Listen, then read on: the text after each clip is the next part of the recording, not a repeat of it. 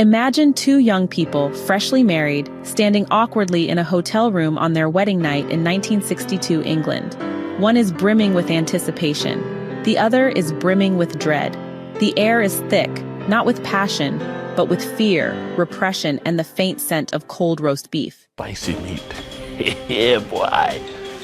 Welcome to the honeymoon from hell, or more precisely, to Chesil Beach. Let me tell you a story. A story about a man who waited too long, a woman who knew too little, and a generation that never quite knew what to do with love or sex.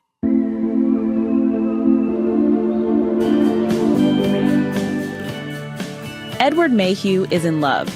He's a young historian, bookish, earnest, and passionate, especially about birds, plants, and things that are not immediately useful on a honeymoon night. But Edward's been holding out for Florence, his bride, the one he's dreamed about for years.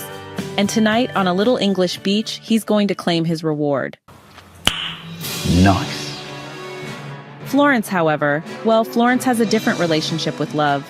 She loves Edward, truly, deeply, musically, but not physically. She's terrified of sex. The mere idea revolts her.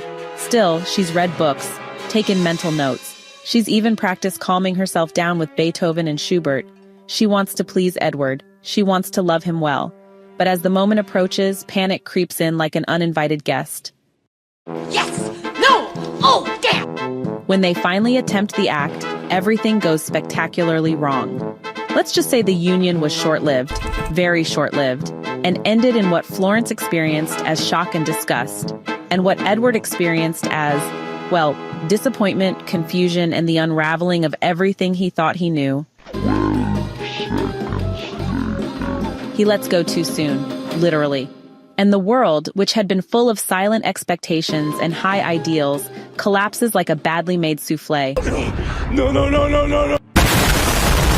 Florence flees the room, Edward follows, and suddenly the couple is arguing on the moonlit stones of Chesil Beach, arguing not just about what happened in bed, but about what it all means, about their futures, their freedom, their fear of being trapped in the expectations of others.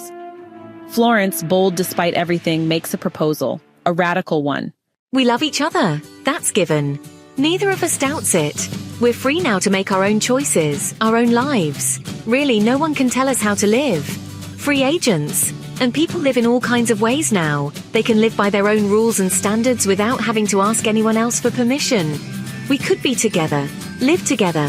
And if you wanted, really wanted, that's to say whenever it happened, and of course it would happen, I would understand more than that. I'd want it. I would, because I want you to be happy and free. I'd never be jealous as long as I knew that you loved me. But Edward, dear Edward, a man of restraint and longing, a man who sees sex as the seal of love, not its complication. He can't grasp the freedom Florence is offering. And so, with the cry of a blackbird, not a nightingale, as Florence mistakenly says, and Edward pedantically corrects, they part ways. And with that single moment, the course of both their lives changes forever. Why are you the way that you are? Edward's life? A long, quiet failure. He lives with regret, failed marriages, unfulfilled ambitions, a trail of children from women he barely stayed with. He never wrote the history books he dreamed of.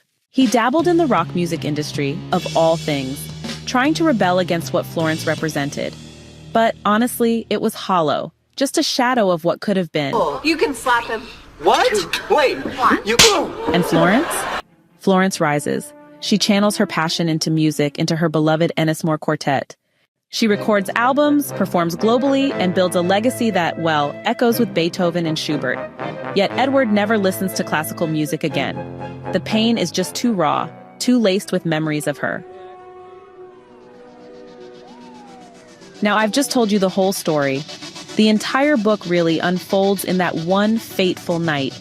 But that's the brilliance of Ian McEwan's On Chesil Beach. It's a novella that's small in size but vast in meaning. Only 166 pages, but it feels like a century's worth of emotional reckoning. And while it's set in 1962, it speaks loudly to today. McEwan's lens focuses on a moment, a single miscommunication, a silence, a failure to listen, and stretches it until we see the fault lines running through an entire era. And yes, it feels like he picks up exactly where Thomas Hardy left off, especially in Jude the Obscure. Think about it. Hardy explored how society, morality, and misunderstanding destroy love. McEwan does the same, only in a time when society was starting to change. We're in the early 60s, the British Empire is shrinking, rural England is urbanizing, people are talking, quietly, about living outside the norms. Even homosexuals are starting to live openly, though the movement hasn't fully erupted. And right at the heart of it all, the question of what marriage means. Florence is, well, like Sue Bridehead from Jude the Obscure, only stronger, and honestly more aware of what she wants. Edward, on the other hand, is a bit more foolish than Jude, less articulate too. Where Jude made powerful arguments, Edward just sort of flounders, lost in silence and, misplaced pride. Florence offers freedom, while Edward clings to tradition. Florence sees marriage as a bond of companionship, but Edward, he sees it as a promise of sex. In a way, they're both right, and that's what's so devastating. We love each other. We're free now to make our own choices. I'd never be jealous as long as I knew you loved me. She was ahead of her time, a woman choosing herself, choosing music, choosing freedom. That cry of the blackbird, misunderstood, dismissed, yet powerful, might well have been her anthem. Why not the nightingale? Because this isn't a fairy tale. This isn't Florence Nightingale coming to heal anyone. This is a blackbird's cry, raw, ordinary, prophetic. I love how McEwan didn't overstate anything. He just observes and lets us feel the heartbreak as if we were on the beach with them. In fact, this stayed with me. Edward, to whom sex was everything, descended into decadence. With the exception of his balding head, there was nothing worthy, tangible, or otherwise that he could show. Ouch, but also truth. Edward's failure wasn't simply because Florence left. It wasn't the divorce. It was what he did after.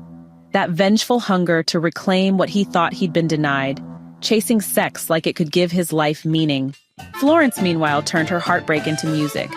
She played Beethoven, Mozart, Schubert, built something beautiful from the ruins. So who really won? The book is on Chesil Beach by Ian McEwan, shortlisted for the 2007 Booker Prize. This was my first time reading McEwan, and I must say, I get the hype. His writing is restrained but emotionally charged. Every glance, every silence, every missed word carries weight. He doesn't need melodrama. He gives us real drama, the kind that happens in bedrooms, in silences, on beaches. So some key themes that McEwan masterfully explores. Well, let's start with sexual repression and inexperience. Florence and Edward are both virgins. But while Edward is eager, Florence is honestly terrified. And that fear isn't just personal, it's really cultural too. Then there's communication and, well, miscommunication. One honest conversation might have saved their marriage. Instead, silence dooms it. Tradition versus freedom is another big one. Edward clings to old ideas of marriage, while Florence embraces a new, freer future. And of course, regret and the passage of time. The older Edward looks back, not at a catastrophe, but at a moment. A decision, a missed chance. And sort of lurking beneath it all, a society in transition. The beginning of the end of rigid morality, the birth of individual freedom. The sexual revolution, you could say, is just warming up off stage. There's even a subtle, barely there thread about the decline of religious authority and the rise of personal belief. What you called a thread back to the age of reason. It's not the loudest theme, but it's there, humming beneath the story like a quiet cello.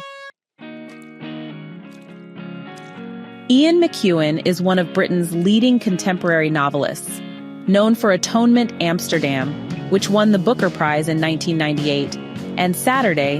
His work often deals with moral complexity, regret, and the consequences of seemingly small decisions. And if On Chesil Beach is anything to go by, I can't wait to read more of his work. It's a quiet novel, but like Chesil Beach itself, made of millions of tiny stones, it's the weight of each small detail that hits hardest. So, Would you marry someone who can't meet you where you are? Would you hold on to love, even if it didn't look how you expected? And if you had one moment on a beach to choose your future, would you speak or walk away? Let me know your thoughts in the comments. And as always, subscribe and stay curious. Sometimes the smallest stories carry the loudest echoes. And next time, maybe don't bring a history nerd and a violinist to a honeymoon, especially not to Chesil Beach. Hey, thanks so much for hanging out with me today. If you're interested in diving deeper into this book, I've left some links down in the description. You can use it to grab yourself a copy and keep the adventure going. And if you're in the mood for more great reads, don't go just yet. Click on one of the videos popping up right now that I think you'll love. And don't forget to give this review a like, leave a comment, or even subscribe if you'd like to see more. Every bit of support helps us grow this little community of book lovers. See you in the next one.